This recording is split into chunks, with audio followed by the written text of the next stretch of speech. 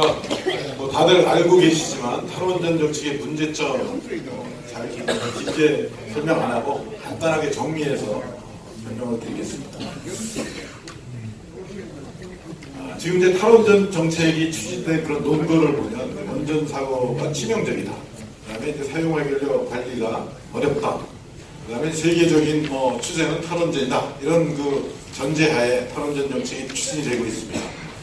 근데 사실은 그 원전이 그렇게 치명적이냐? 그렇지 않습니다. 50여 년간 전 세계에서 18,000년 가동년 동안 치명적인 사고, 사상이 일어났던 사고는 단 한 번 있었어요. 말씀이 있었죠. 체르노빌 사고 한 번 있었고, 후쿠시마 이런 데서는 사상자가 없었습니다. 그리고 경주에서 지진이 일어나서 우리나라 원전이 위험하다 이렇게 이제 인식들이 있는데, 경주에서 후쿠시마에서 일어난 그런 사고는 지진이 아니라 쓰나미에 의한 거다. 우리나라는 쓰나미가 없었기 때문에 지진에 대해서 그렇게 큰 과도한 그런 우려를 할 필요가 없다. 여태까지 지진으로 이렇게 치명적인 사고가 일어난 적이 한 번도 없습니다. 그 다음에 사용 해결료 처리에 대해서도 현재도 지금 가능한 방법들이 다 있습니다. 지금 이제 스웨덴에서 개발된 방법으로 핀란드에서 이미 그 지하 처분장을 건설하고 있고요. 그 다음에 저 앞으로는 더 기술이 발전해서 더 싸고 효과적인 그런 방식으로 사용 해결료를 처분할 수가 있습니다. 그 다음에 세계적으로 원전수는 사실 계속 증가 중에 있습니다. 2013년 이후부터 쭉 증가 중에 있고 31개국의 원전 운영국 중에서 이제 탈원전을 선언한 나라는 5개국인데 이제 대만이 곧 취소를 할 거고 아마 우리나라도 취소하기를 바라고 있습니다. 넘어가주세요. 이 사실 이게 이제 일본 동해안에 있는 원전 부지 5개 부지하고 그다음에 이제 거기 이제 닥친 그 동일본 대지에 닥친 쓰나미 파고를 보여주는 그림입니다. 여기 보면은 그 후쿠시마 사고보다 더 큰 그 쓰나미 파고가 왔던 오나가와 발전소라는 게 저기 빨간 그 진앙 바로 앞에 있죠.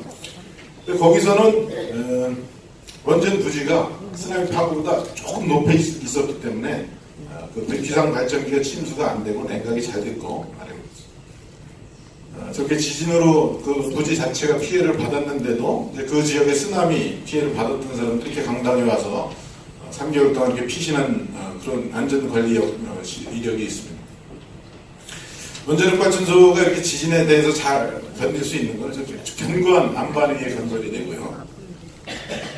여러 겹의 이런 그 다중 방벽이 있습니다. 원자로가 있고, 그다음에 원자로 바깥 이제 그 원자로 경락 건물이 있고 그 안에 이제 6mm 두께의 이런 철판이 있고. 그래서 보시다시피 아주 굵은 활동만한 철근으로 되어 있었고 그렇습니다. 그다음에 이게 이제 우리 제일 처음으로 사고가 났던 3마일 그 사고 현장인데 여기 보면 저 검게 돼 있는데 저기는 이제 사고가 났는데 저기 사실 가려져 있는데 저기는 멀쩡하게 잘 가동되는 원전이 있습니다. 그때 사고가 났을 때 지미 카턴 대통령이 3일 만에 그 원전 현장을 방문해서 이렇게 제어실에서 통제하고 있는 모습입니다. 여기서는 방사성 물질이 전혀 유출이 없었습니다. 그거는 견고한 경락 건물이 잘 방사능 물질을 가둬둘 수 있었기 때문에 그랬고 우리나라 발전소는 다 저렇게 견고한 경락 건물이 있는 걸 발전소입니다.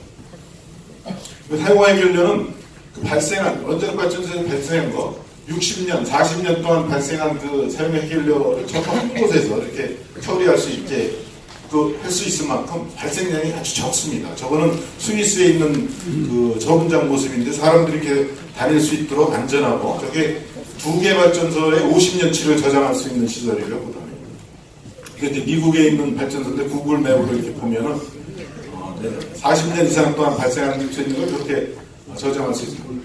사용하기 원자력 발전소는 발생하는 폐기물의 양이 굉장히 작다. 그래서 이제 현장에서 보관할 수 있고, 그래서 조금 더 안전하고 효과적인 기술이 나올 때까지 이제 좀 기다릴 수 있는 여유가 있는 겁니다. 처분장에 대해서는 이렇게 구리 용기로 한 5cm 정도 되는 구리 용기에다가 사용해결료를 넣어서 한 지하 400m 정도에 이렇게 담아놓고 거기에 이제 물이 잘 안 침투 안 하는 점토 같은 거 이런 걸로 해서 하면은 뭐 1000년 동안 이렇게 사용해결료 물질이 밖으로 빠져나갈 수 있지 않도록 그렇게 충분히 안전하게 관리할 수 있고 그게 입증이 됐고 그게 이제 핀란드에서 건설이 되고 있습니다. 세계에는 아까 말씀드린 대로 36개국에서 원전을 운영하고 있고 국가 수는 적지만 우리가 그 국가의 GDP를 보면은 70%, 전 세계 70%의 GDP를 해당하는 국가에서 원전을 운영하고 있다. 원전은 그만큼 선진적인 그런 기술이다라는 것입니다. 말씀드린 대로 2013년부터 꾸준히 이제 원전수가 증가하고 있고 새로 지금 기존 31국에 더해서 새로 건설하고 있는 나라가 4개, 그 다음에 또 계획 중인 나라가 이렇게 6개국이 이렇게 있습니다. 그래서 전혀 이 탈원전 정책을 추진하는 근거가 미약한데도 불구하고 이제 정부는 탈원전 정책을 추진하고 있습니다. 그래서 지난 그 공론화 이후에 10월 공론화 이후에 한 3, 4일 뒤에 국무회의가 열렸고 거기서 이제 탈원전 로드맵이 확정이 됐고 거기서 지금 오늘 문제가 되는 이 신한울 3, 4호기의 건설 백지화도 이제 결정이 됐습니다. 근데 이제 문제는 이게 공약으로 어떻게 보면 이제 공약에는 그 캠프에 참가한 사람들이 한쪽 진영에 있는 분들, 원전에 대해서 편견과 오해를 갖고 있는 분들이 이제 공약을 만들었는데 그거에 대한 정밀한 분석이 없이, 그러니까 정책을 공약을 정책화하는 그런 적절한 과정이 없이 그거를 이제 성급하게 시행을 한다는 게 문제가 있고요. 일단 탈원전 지도가 지난 연말에 설정이 된 8차 전력수급 계획을 정했고 또 그것이 이제 이번에 정해지는 3차 에너지 기본 계획을 정했고 그래서 이게 꼬리가 몸통을 흔드는 격이 되고 있습니다. 다음에 그래서 아까도 말씀드렸지만 오해와 편견 속에서 이제 탈원전 지도가 결정이 됐는데 그게 전력수급 계획을 정하고 그 다음에 에너지 기본 계획을 정하고 그러다 보니까 이제 에너지 수요가 그러니까 설비는 줄이고 설비를 줄이니까 에너지 수요를 팍 줄이는 그런 식으로 수요 관리를 요구를 하고 그거를 넘어서 이제 그 수요 관리 달성하기 위해서 소비 구조 혁신을 요구하고 또 그거 넘어서 산업 구조 혁신까지 이제 요구하는 완전히 거꾸로 가는 그런 형태가 지금 여기 숫자가 1이 점점 커지는 거로 보이는데 이런 꼬리가 몸통을 흔드는 그런 현상이 지금 나타나고 있습니다. 탈원전 문제점에 대해서 이제 간략히 정리해서 말씀드리겠습니다.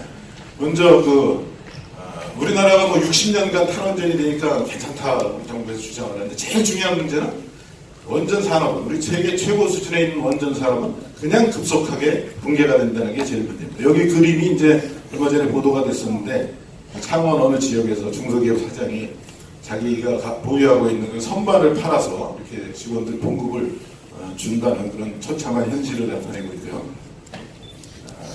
그 다음에 이제 이렇게 원전 산업이 붕괴되다 보니까 이제 일단 수출 경쟁력도 약해지지만 신용이 떨어져 만약에 성사가 되더라도 그 부품을 적기에 조달하고 적정한 가격에 공급해서 원전을 성공적으로 건설하기도 힘들어집니다. 원전 수출에도 굉장히 문제가 되는 그런 문제가 있고요. 이게 이제 지금 이제 신한울 앞으로 이제 국내 건설이 없음으로써 생기는 문제인데 만약에 수출이 성사가 되더라도 저 한 5년 동안에 이게 공백이 있을 수밖에 없고 그 동안에 이제 고사하고 말 겁니다. 원전의 그 서플라이 체인이 붕괴되고 그래서 이런 게 심각한 문제입니다. 그 다음에 이제 실질적인 문제로서는 이제 전력의 안정적인 공급에 문제가 있을 수 있다. 지금 이제 8차 전력 수급 계획에서는 7차보다 한 10% 이상 그 전력 수요를 낮게 예측하고 설비를 덜 짓게 이렇게 돼 있습니다.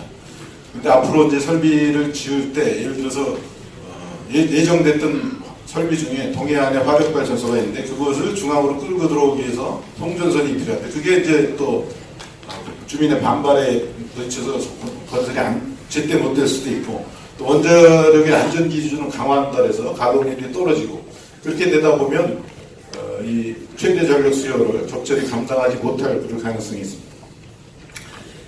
이게 이제 8차 전력 수급과 7차 전력 수급 계획에서 그 최대 전력 수요를 예측하고 위에가 7차고요. 파란 게 아래가 이제 주황색이 8차인데 이게 이제 재작년에 여름에 있었던 그 피크, 그다음에 올 겨울에 있었던 2월달에 있던 피크, 그다음에 이제 올 여름에 있었던 피크.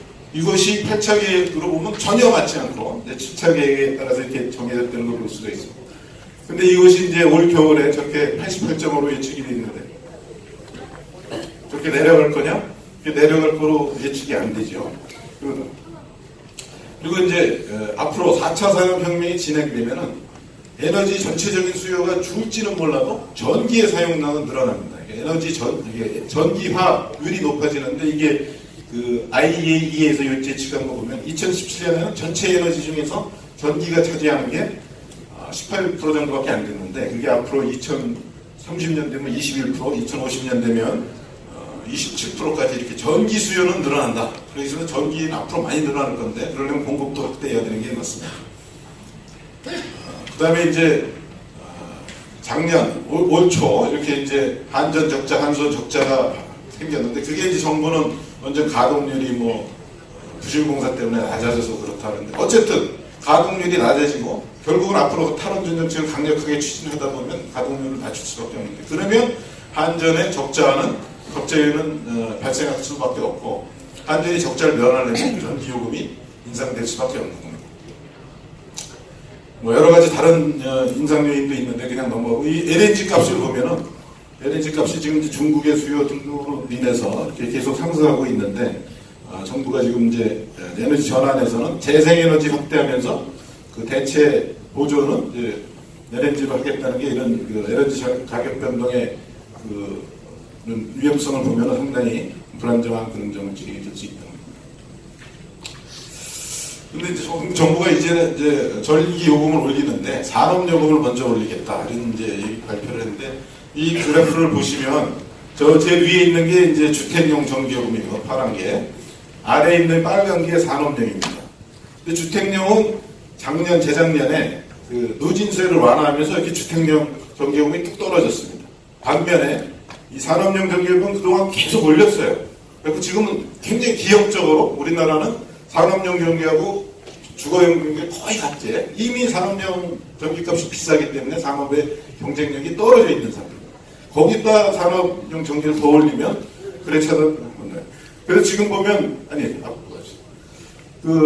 전 세계 국가 중에 우리나라보다 산업용 전기값이 더 싼 나라가 13나라가 더 있습니다. 우리나라 이미 비싼 상태인데 더 이렇게 올라가게 되면 사람의 부담으로 다가올 거고요. 그 다음에 중요한 거는 이제 미세먼지와 기후변화의 대처 능력이 탈원전으로 굉장히 약해질 수밖에 없다는 겁니다.